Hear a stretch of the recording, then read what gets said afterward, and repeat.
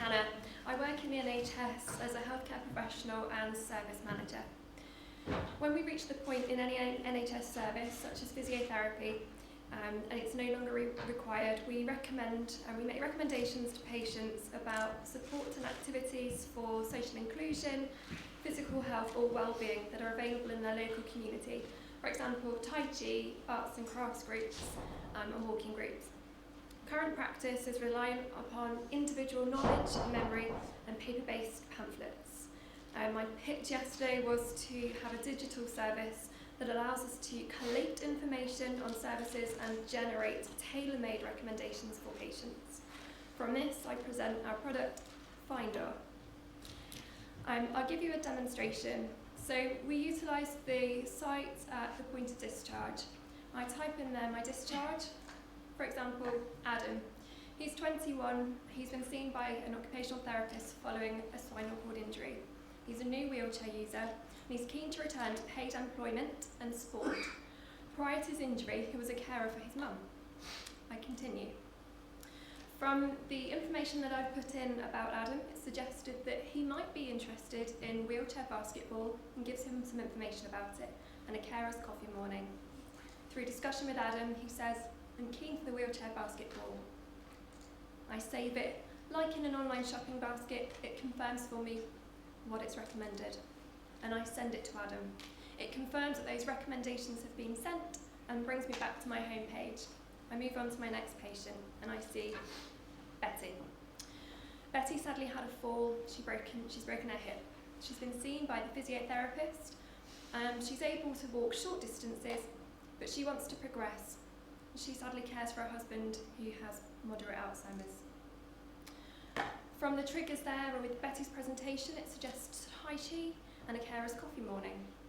You note there's a coffee morning that's come up twice, and the trigger there recognising that they were both carers. Betty's interested in both. She tells me about something else that she's interested in, and it sparks an idea that isn't in the database. I add it, I save it, and I send to Betty. I have a new member in the team, and they don't know the area at all. So I produce the full list.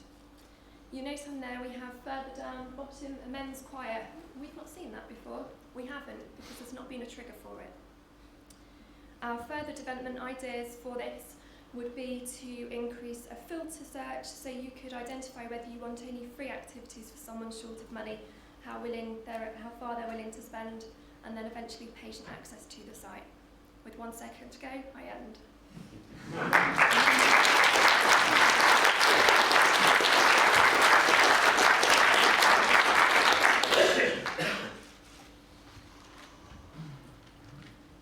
It's really cool.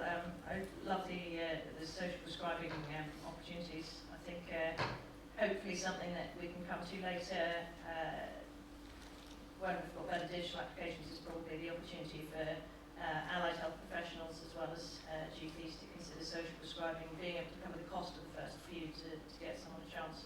I noticed obviously that something like wheelchair basketball is brilliant if you live in central Cardiff. Quite a lot of this country and others as well is slightly more remote and might not have enough people to be able to do that. So are you aware that the ODI did some work with Sport England to create a massive database of local sports activities? You might want to consider integrating with that so it gets sort of more than just the things that you have with local knowledge. That's really wonderful. I'm not aware of it, but I thank you for that.